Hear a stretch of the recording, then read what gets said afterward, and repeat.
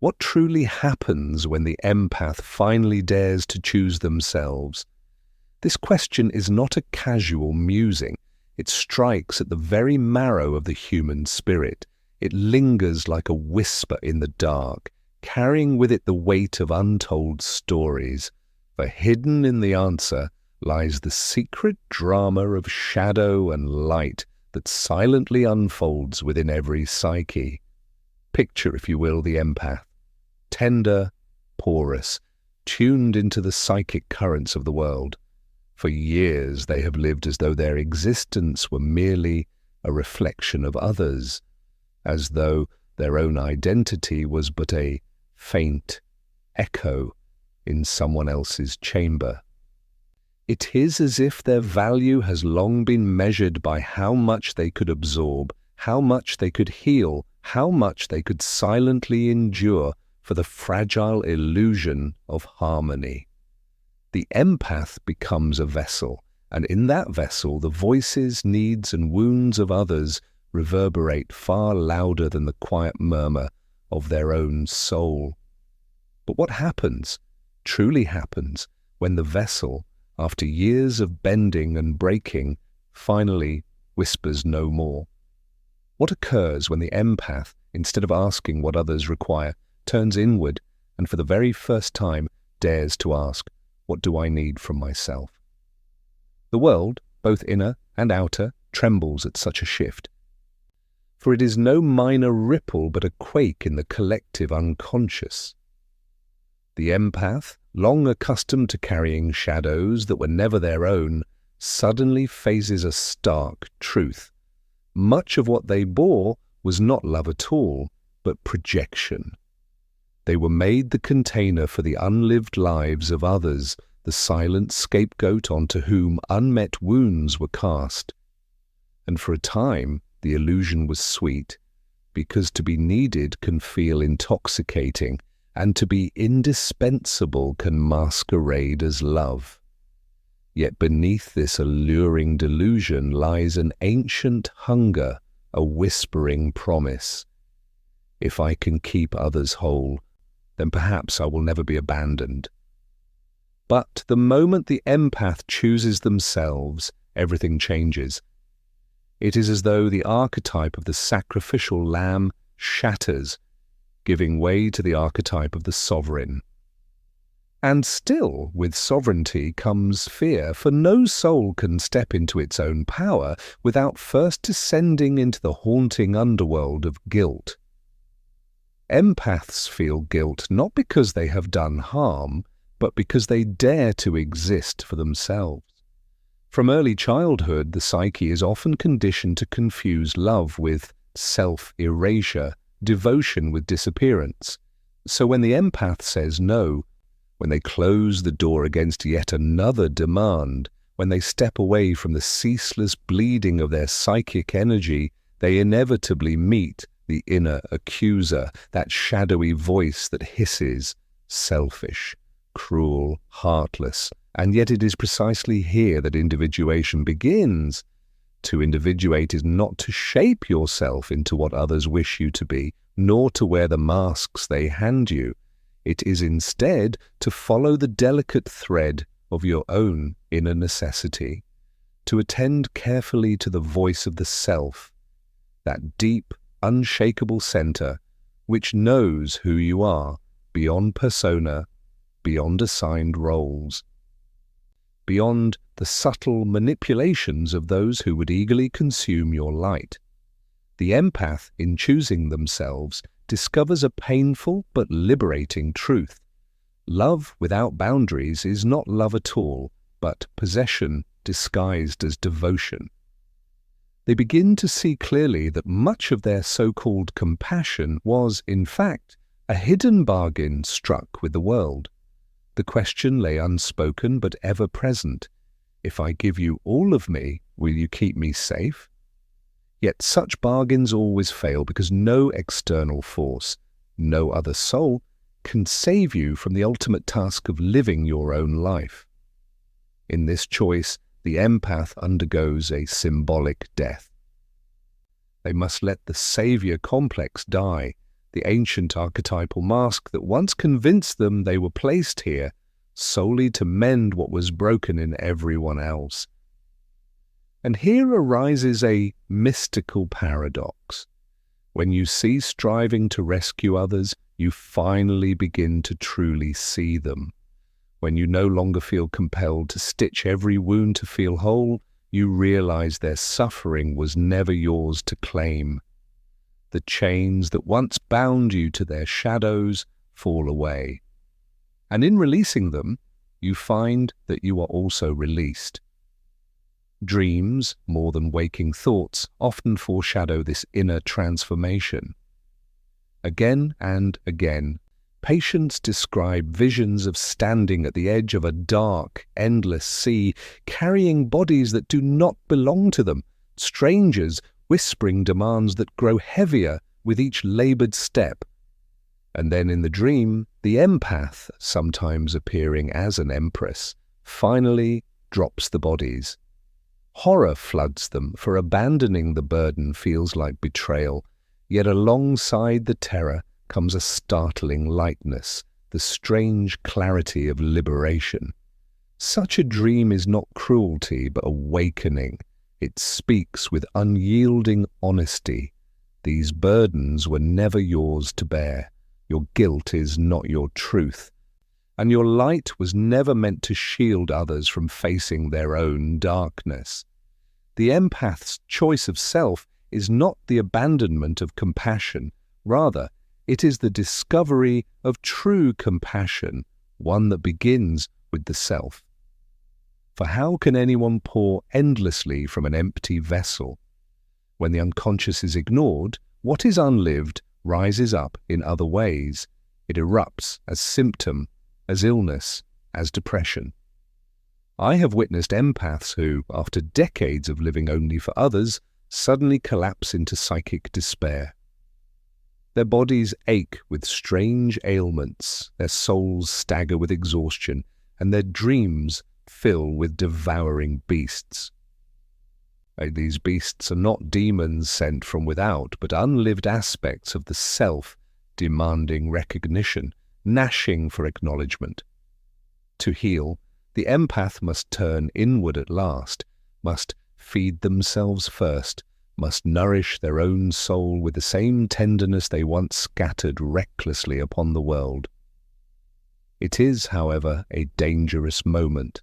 For those who once fed upon the empath's endless availability will not easily surrender their grasp. They may accuse, manipulate, rage.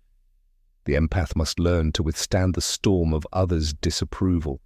For this very disapproval is not a sign of failure, but the birth cry of their own sovereignty. Each no becomes more than a simple refusal. It becomes a sword, sharp and luminous, cutting through the invisible chains that once bound them in silence. Every act of self-respect plants a flag in the soil of their inner kingdom, marking territory that had too long been surrendered to the demands of others. And though the world may shout selfish, though voices may echo cruel judgments, a deeper truth begins to emerge, undeniable and powerful. They are finally alive. Myth whispers this transformation again and again. It is the tale of the hero who refuses to be sacrificed endlessly for the tribe, who dares instead to descend into the underworld to meet the shadow. Think of Persephone stolen into the darkness of Hades. Yet she emerges not as a mere victim, but as queen of the underworld, sovereign of realms both feared and revered. The empath too must descend, must face the shadowlands of guilt, rage, and unmet desire. And in that descent they do not lose themselves, they claim the crown of their own being. To choose oneself is to step into the archetype of the self, the mysterious center that unites opposites. The empath learns, often painfully, that they are not only light but also shadow. Not only giver, but also one who longs, deeply longs to receive. They integrate the truth that to deny their own needs is not holiness, but self-mutilation disguised as virtue. And in this integration, something close to miraculous unfolds. Their compassion, instead of diminishing, deepens, yet it no longer enslaves them. They can love without losing themselves, give without depletion, and walk among the suffering without absorbing it as their own wound. You see, when the empath chooses themselves, the collective shifts as well. For every empath who awakens frees countless others from the unconscious game of projection. No longer do they carry the unlived shadows of those around them. Instead, they hold up a mirror, firm and unwavering, and say, "This is yours, and I will not steal it from you. This is your pain, and I will not live it for you." In that reflection, others are confronted with their own responsibility. Some will flee, unwilling to face themselves. Some will lash out, enraged by the loss of their vessel. Yet some will awaken, and this is how the light spreads, not by endless self-sacrifice, but by the fire of self-realization. The empath's journey is in truth the journey of the wounded healer. In their sensitivity lies both their curse and their gift. For sensitivity is the rare capacity to feel the great archetypal forces that move through humanity, to sense the collective unconscious with an intimacy that others cannot fathom. But without strength, this gift devours them. Unless they learn to hold their sensitivity with power, it consumes rather than enlightens. Yet when they choose themselves, the alchemy begins. Sensitivity becomes strength, vulnerability becomes power. No longer a sponge, shapeless and exhausted, they transform into a vessel of discernment, a channel through which wisdom can flow without destruction. And so, I ask again, what happens when the empath finally chooses themselves? The world changes. For with that choice, one less soul is enslaved to the unconscious games of power and projection. The empath becomes not a savior, but a presence, fierce, rooted, whole. And in their wholeness, they reveal to us all that the greatest act of love is not to lose yourself for others, but to become fully yourself in their presence. And this, my friends, is the very essence of individuation. It is not, as many might hastily assume, a selfish act. Rather, it is the highest service one can render to the world. For only the individuated soul, one who has claimed their own truth, can stand as a steady, unwavering light in the vast darkness. Not because they have erased themselves in sacrifice, but because they burn with the fierce fire of their own authentic being. The empath who chooses themselves is not abandoning love at all. On the contrary, they are embodying love at its most profound. This is love that no longer flows from fear of abandonment or the desperate attempt to secure belonging, but from a deep and unshakable union with the self. And what happens then, within the hidden chambers of the inner world, when the empath at last dares to say, "I choose myself"? The psyche, long silenced and subdued, begins to speak, often in strange, startling images that rise from the depths of dream. Where once the unconscious flooded them with visions of drowning, of endless oceans, of being swallowed by other people's tears, now something new appears. A lonely mountain, a solitary peak, rising far above the plains. This is no accident. The mountain is the symbol of the self, the living image of ascent, of the climb toward one's own destiny. To stand upon it is to leave behind the clamoring voices and suffocating expectations that once defined one's entire existence. Yet no mountain is climbed without effort or cost. Every step requires surrender. Another mask is shed, another role abandoned, another pleasing smile released, the smile that once ensured acceptance, yet chained them in invisibility. The empath feels a tearing inside as though the old skin is being ripped away. And indeed it is. This tearing is painful, not only because external attachments are severed, but because the inner persona itself begins to collapse. The carefully constructed self-image of the good one, the helper, the healer. That persona has value, yes, but it is not the whole of the soul. When empaths identify solely with this mask, they are bound to suffer. For the mask, no matter how noble, cannot contain the full depth and contradiction of the psyche. The choice of self demands nothing less than the shattering of that mask. And when it finally breaks, the empath feels exposed, naked, vulnerable, even monstrous. For waiting in the shadow are all the suppressed parts of themselves, the anger, the desire, the hunger, the pride. These forces erupt like forgotten children, demanding recognition with wild intensity. And here lies the true initiation. Choosing oneself is not merely about setting boundaries with the outer world. It is about entering the inner wilderness that was long denied. The empath must walk into the dark forest of their own shadow. They must meet the wolf of rage, the serpent of desire, the abandoned child of need. For years they fed these creatures to others, gave away their life force in order to keep them hidden and unseen. But now at last the creatures return home, and the empath must learn not to exile them again, but to embrace them. And I tell you this, when the empath holds their own shadow with tenderness instead of fear, with love instead of rejection, they undergo a rebirth. And they discover that the wolf is not only rage, but also strength. The serpent is not only desire, but also wisdom. The abandoned child is not only need, but also innocence. By embracing these once rejected parts, the empath integrates their forgotten wholeness.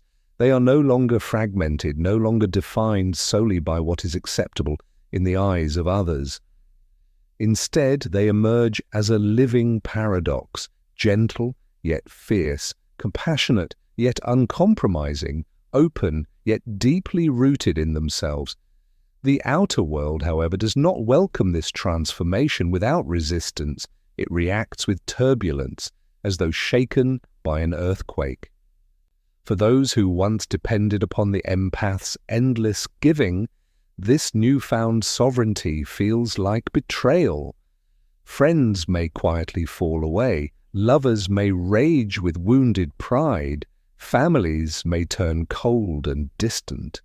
And here, in the aftermath of this upheaval, the empath must endure the ancient trial, the archetypal exile. To choose oneself often means to walk alone, at least for a time. It is the wilderness experience, a desert of the soul, where illusions are stripped bare, and survival depends not on pleasing others, but on inner strength. Yet it is in this very exile that the soul grows resilient, where the voice of the self slowly rises above the noise of the crowd. Let us not romanticize this stage. It is not easy. Loneliness bites sharply. Doubt gnaws at the heart. Guilt whispers that perhaps the change was a mistake. Fear murmurs that the price of authenticity is too high. The empath may even dream of being chased, cast out from the tribe, wandering homeless through strange lands. These are not random dreams, but archetypal visions, powerful symbols of the passage from conformity into individuality. Painful though they are also markers of progress, signposts that the soul is indeed moving forward. For no being can individuate without first passing through the night sea journey, that dark descent into isolation and uncertainty. And yet, as the empath perseveres, something extraordinary begins to take root. They discover joy. Not the fragile joy dependent on others' approval, not the fleeting satisfaction tied to caretaking or constant drama, but a joy that arises from the sheer, unadorned act of being alive. It may come quietly, in the taste of solitude, in the beauty of a morning sky, in the relief of silence after years of unending noise. This joy is the first seed of self-flowering, a living proof of courage rewarded. Do you see how profound this is? When the empath chooses themselves, they are no longer bound to the archetype of the martyr. They no longer exist merely to suffer so that others may thrive. Instead, they embody the archetype of the sovereign soul. They radiate a new kind of energy, one that declares, "I am here, whole within myself, and I invite you to meet me as I am, not as I was conditioned to be for your sake." This shift alters not only their relationships, but the wider collective field as well. Each empath who awakens sends ripples through the unconscious of humanity. And they demonstrate a radical truth that love and selfhood are not enemies, but reflections of the same eternal source. And they reveal with clarity that to carry another's shadow is not compassion, but a theft, for it robs the other of the chance to face their own darkness. The awakened empath teaches not through lectures or arguments, but by presence itself, by refusing to step back into the old roles, by embodying a new way of being. Their very existence becomes a lesson, a silent declaration that another path is possible. And yet the journey is never straight, never a simple ascent. The path is cyclical, not linear. Again and again, the empath will be tempted to return to familiar patterns. They will encounter new people who ignite the old reflex, the urge to rescue, to absorb, to dissolve into another's suffering. And in those moments, the choice must be made once more. Do I lose myself, or do I remain rooted in my own soul? Each decision becomes a thread in the tapestry of transformation. Every act of self-loyalty strengthens the new pattern, carving fresh pathways in the psyche where once only grooves of self-erasure existed. Over time, the empath learns to discern the subtle but crucial differences between true compassion and self-erasure, between love and possession, between empathy and codependency. Dreams during this stage often reveal powerful images, thresholds, doors, gates, bridges. The unconscious is speaking. The empath now stands between two worlds. One is the old realm of unconscious servitude, the other, the emerging realm of conscious selfhood. To cross such a threshold requires immense trust in the self. It feels less like stepping forward and more like leaping into the unknown. Yet the leap must be made again and again until the once unfamiliar ground beneath their feet becomes steady, reliable, firm. Consider this.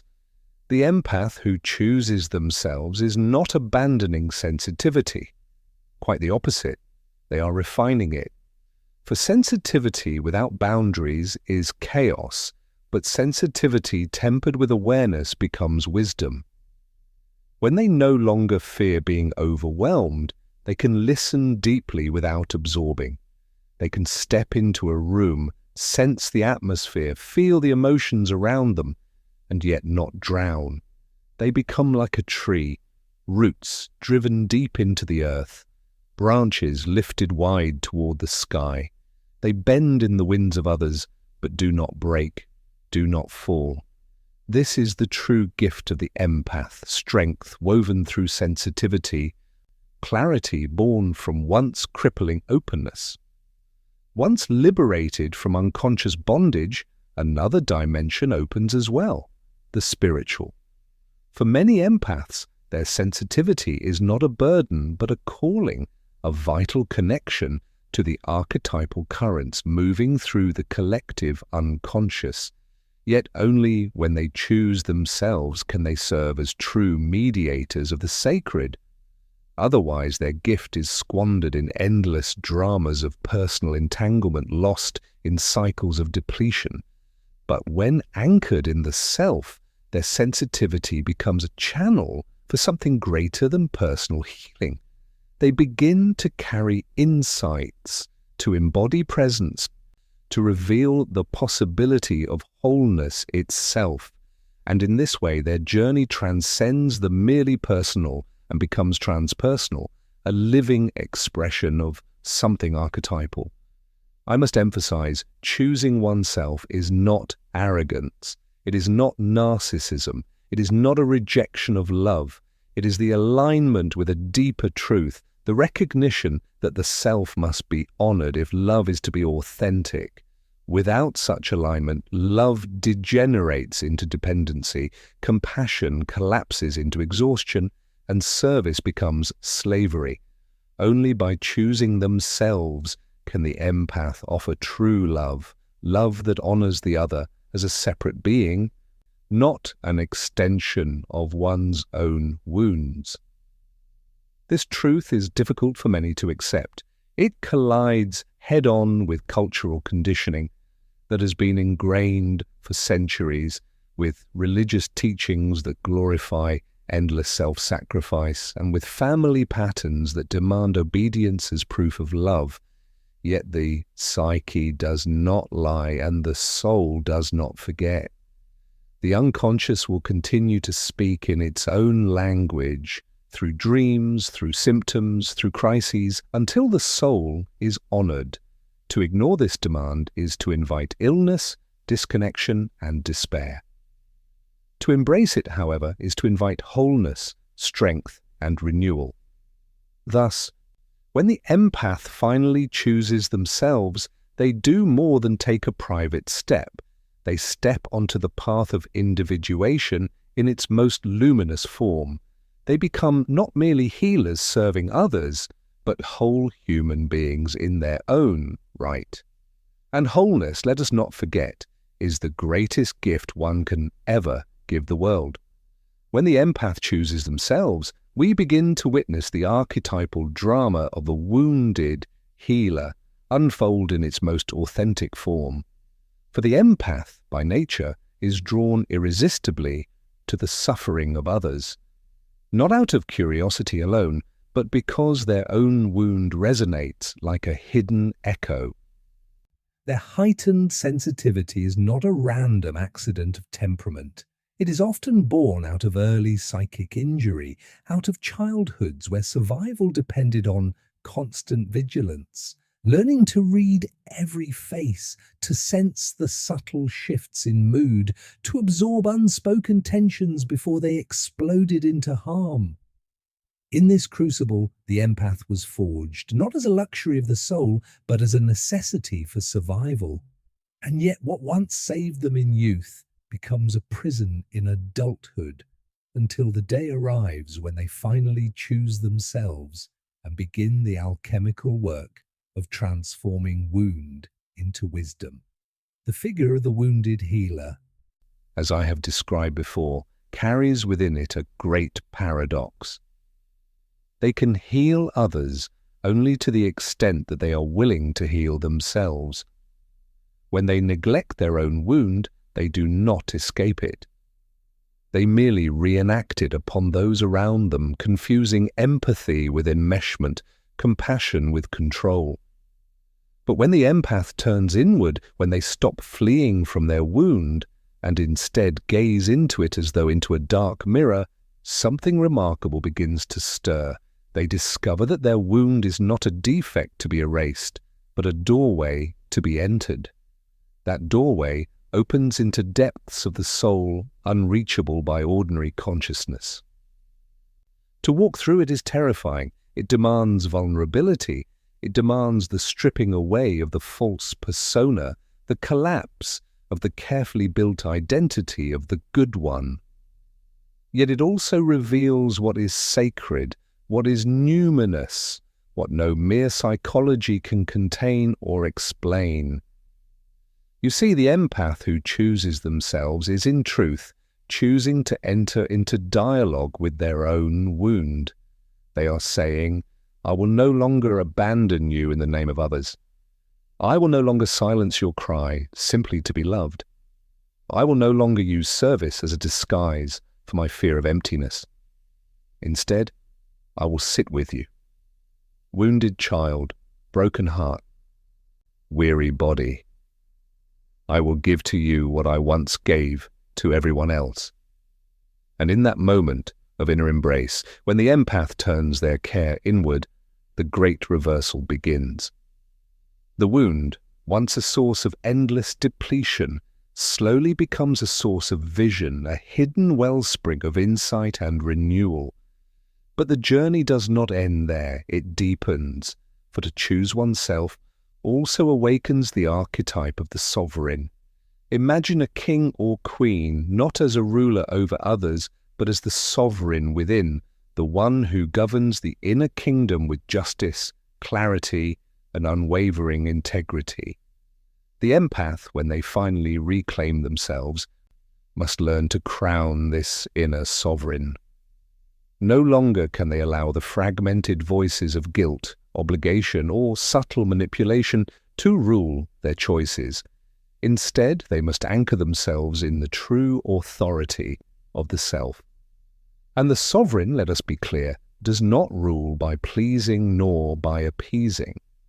The sovereign rules by alignment with truth, by listening to the deeper currents of the soul rather than the surface demands of the crowd. In this way, the empath discovers an entirely new posture of being. They stand taller now, rooted firmly in their own essence. They no longer shrink to fit into the molds others impose.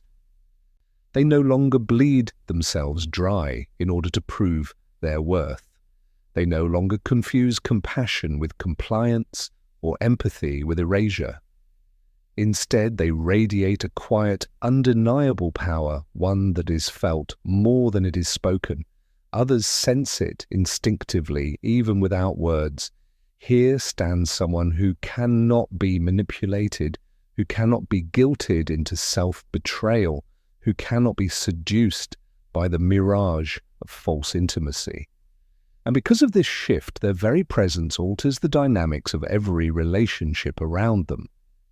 It is precisely here that the anima and animus, the inner figures of the soul, begin to stir from their long slumber. For many empaths, these inner masculine and feminine energies have been distorted by years of self-abandonment.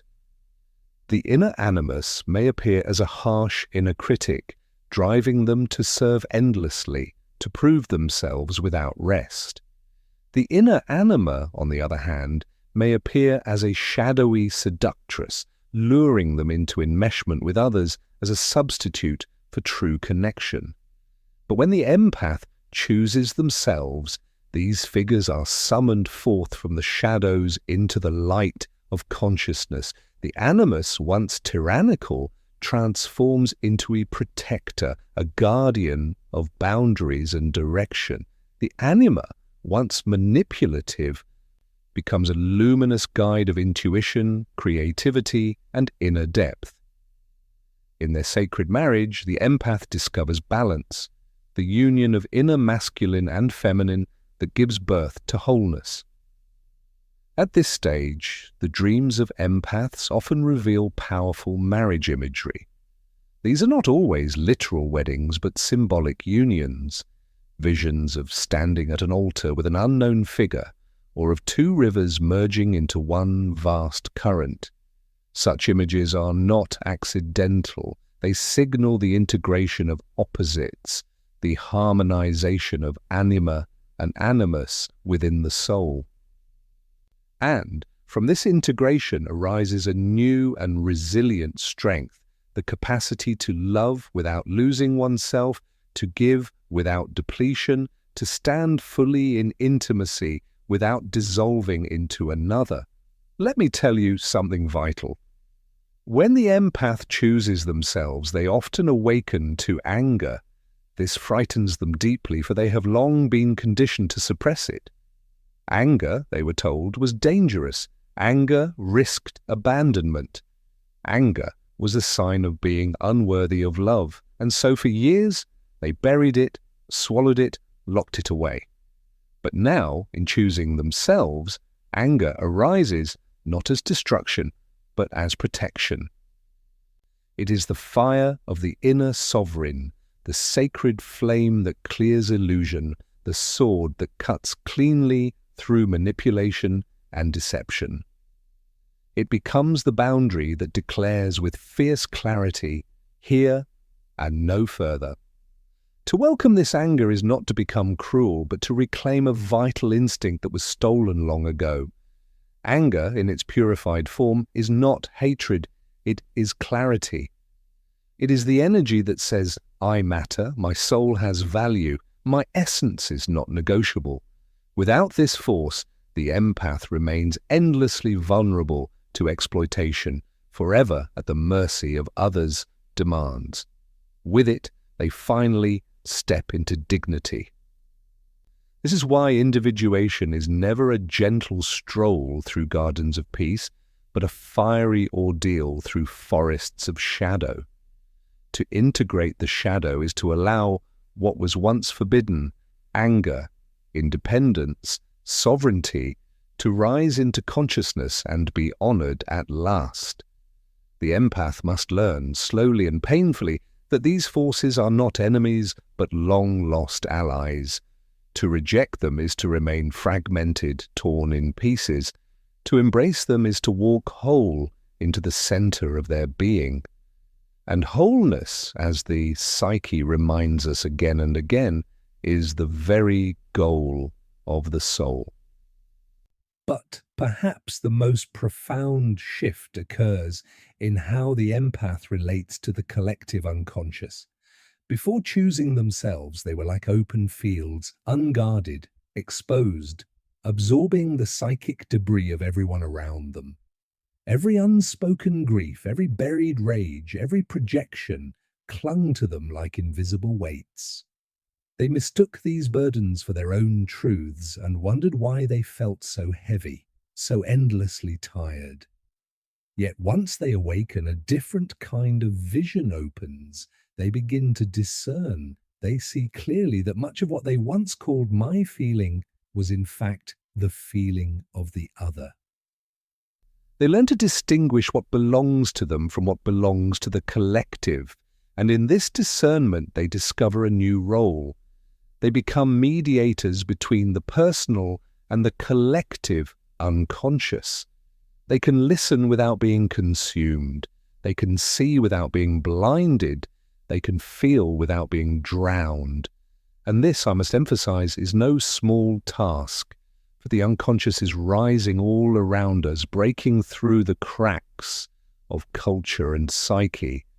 I have often said that the task of the modern soul is to face this tide with courage.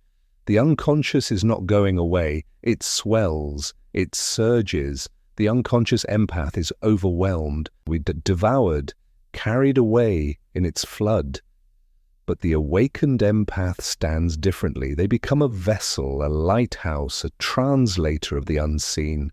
They can perceive the archetypal patterns at play in the lives of those around them, not because they are entangled, but because they are free. They can point to the shadow without carrying it. They can illuminate the archetype without collapsing into it. This is their true gift to the world, not endless sacrifice, not martyrdom, but conscious presence.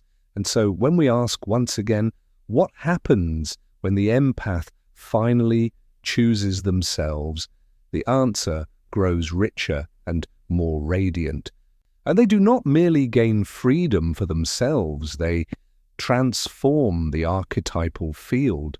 They shift from the wounded child reenacting trauma to the sovereign soul embodying wholeness.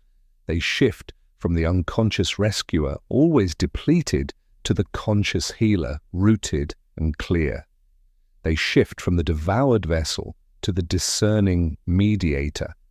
And their choice is never isolated. It ripples outward into the collective. For every act of individuation, every soul who dares to choose wholeness adds light to the world's darkened soul. Yes, the empaths may lose much in this process. They may watch relationships dissolve, identities collapse, illusions shatter. Friends drift away, roles disappear, familiar masks fall to the ground. Yet, what they gain is immeasurable, far outweighing all that was lost. For in choosing themselves, they uncover the hidden treasure of the self, and in union with the self, all else becomes possible. They discover, often with astonishment, that their life is not a stage set for the endless dramas of others, but a sacred journey toward wholeness. They begin to see that love is not the abandonment of self, but the embrace of it. That true compassion is not measured by sacrifice alone, but by the courage to live as a whole and authentic being. And is this not the greatest service to humanity, to shine fully as who you are, rather than disappear in the shadows of others? What happens when the empath finally chooses themselves is nothing less than a rebirth, a radical reorientation of destiny. For so long their lives have been lived in orbit around others, family, lovers, friends, colleagues, each relationship acting like another gravitational pull, dragging them away from their true center. They've been like satellites, endlessly circling foreign planets, mistaking borrowed light for their own radiance. But the moment they choose themselves, the orbit collapses. Suddenly, they feel the pull of a different gravity, the deep and insistent call of the self. The self calls them home, calls them inward, calls them to become the sun of their own solar system, rather than a drifting moon reflecting another's glow. At first, this shift feels violent, even catastrophic. The empath's old world trembles as bonds dissolve, as old scripts fall silent, as the roles that once defined them lose all meaning. As expectations go unmet, those who fed upon their endless availability turn away in confusion, in disappointment, even in anger. It is as if the stage of their life is stripped bare, the actors vanish, the props crumble, the bright backdrop collapses into dust. The empath suddenly finds himself alone upon an empty floor. No longer savior, no longer rescuer, no longer healer. Only themselves, stripped of every role. And in that stark emptiness, fear rises like a tide. Who am I without these roles? Who am I if I'm not what they need me to be? This is the abyss, the chasm every awakening soul must face. The abyss of identity, stripped of masks, stripped of borrowed names. Yet the abyss is not destruction, though it feels like death. It is gestation. The darkness that enfolds them is not the tomb, but the womb of the self. And from this sacred darkness, a new being begins to emerge. Slowly, quietly, the empath starts to sense a voice, faint at first, like a whisper, carried on the wind, but growing stronger with each breath. It speaks truths long suppressed. I have desires of my own. I have boundaries of my own.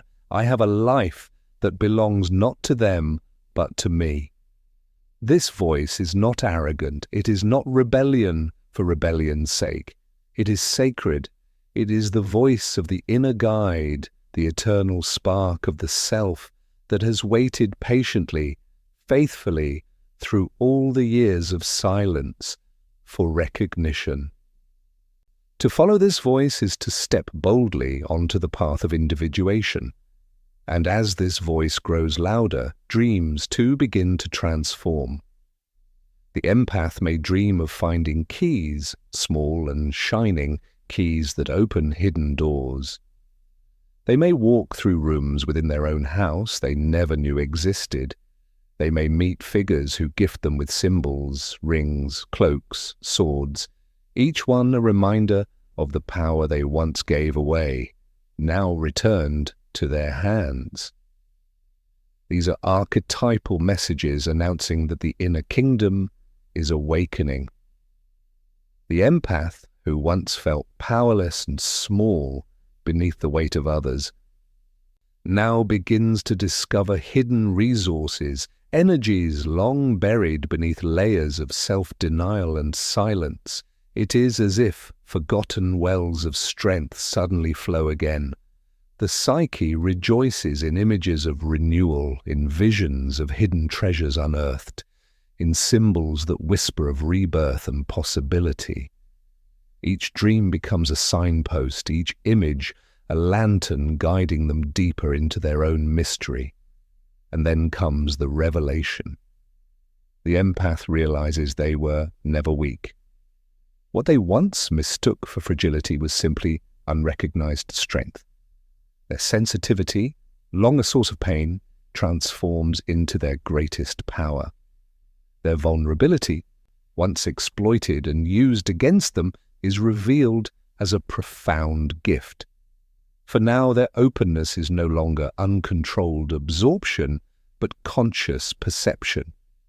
They can sense the unspoken currents that ripple through a room, discern the archetypal dramas unfolding in a relationship, and feel the collective tensions that quietly shape society. And yet they are no longer consumed by these forces. Instead, they illuminate them. They become mirrors, not sponges, witnesses, not victims. Their light no longer disappears in the shadows of others, but shines steadily from the center of their own being. In this state of clarity and presence, relationships change profoundly. The empath no longer approaches connection from a place of hunger or desperation.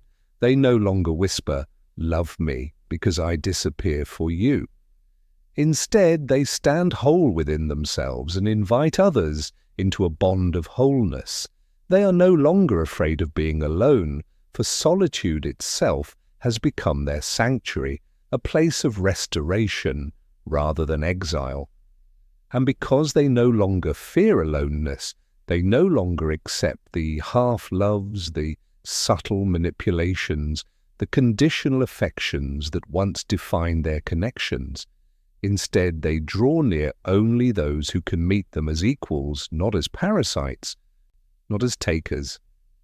This is not an easy shift. It is a painful but necessary pruning. Many fall away, but those who remain, or those who arrive anew, bring with them relationships of depth, reciprocity, and authenticity. The empath's destiny also begins to shift in the outer world. No longer drained by the endless demands of others, they discover a wellspring of energy for their true calling. The gifts once scattered recklessly, given away without thought or boundary, are now harnessed with intention. Creativity blossoms, vision awakens. They may feel compelled to write, to create, to heal, not through absorption, but through presence. They may feel drawn to guide others, not by rescuing them, but by holding up a mirror to their unconscious, by pointing toward the symbols that arise in dreams, by embodying in their own life what it truly means to live from the self. In this way, the empath's wound becomes their wisdom, and their wisdom becomes their offering to the world. This transformation has profound implications for the collective unconscious. For when the empath is unconscious, they perpetuate the archetype of the scapegoat. They carry burdens that others refuse to face, and by doing so, they shield those others from ever confronting their own shadows. They silently hold the weight of 1,000 unspoken fears, But the awakened empath breaks this cycle by refusing to carry what is not theirs. They no longer bend beneath the weight of borrowed pain. Instead, they stand, and in standing, they force others to face themselves. This is uncomfortable, sometimes even deeply painful, for those who have relied on the empath's silence. Yet it is precisely in this discomfort that transformation begins to stir. But it is necessary for collective growth. In this way, the empath who chooses themselves becomes a catalyst for the individuation of the community. Their act of courage ripples outward like concentric waves across a still lake, liberating not only themselves, but also loosening the archetypal patterns that bind humanity in cycles of projection and blame. What one soul dares to face within, others begin to sense as possible. And so we return to the essential truth. Individuation is not selfish. It is, in fact, the greatest service you can render to the world. For in becoming whole, you silently give others permission to become whole. In choosing yourself, you reveal to those around you that they too may choose themselves without shame. In claiming your sovereignty, you embody the living proof that freedom is not an abstract ideal, but an attainable reality. This is the paradox of the empath's awakening. By ceasing to be everything for everyone, they paradoxically become a beacon for all. Yet let us not disguise the cost of this path. I tell you plainly, the journey is not without sacrifice. The empath will almost certainly be misunderstood, perhaps even judged harshly or condemned. The world resists those who no longer conform to its unconscious bargains of guilt and silence. But what awaits on the other side is worth every loss. The inner reward outweighs the outer rejection. That reward is the deep peace of living in alignment with the self. It is the joy of authenticity, the power of true discernment, the quiet radiance of a soul that has finally come home to itself. This is nothing less than the return of the hero. Having descended into the underworld of their own shadow, having wrestled with the darkness and reclaimed the treasure of the self, the empath emerges back into the world not as they once were, but utterly transformed. They no longer seek to rescue, but to embody. They no longer strive to please, but to be. And in their very being, without effort or performance, they offer the world what it most desperately craves, an image of wholeness. So what happens when the empath finally chooses themselves? The tides of history shift ever so slightly. An old archetype breaks apart. A single soul awakens, and the world, whether it consciously recognizes it or not, becomes a little freer. For the light of one individuated soul shines into the vast collective darkness, and that light cannot be extinguished. Remember this: to choose yourself is not to turn away from love, but to finally uncover its true nature. Love does not ask you to vanish, to erase yourself in endless sacrifice. Love does not demand you die for others. It asks instead that you live as yourself, fully and unapologetically. Love does not thrive in erasure or dependency.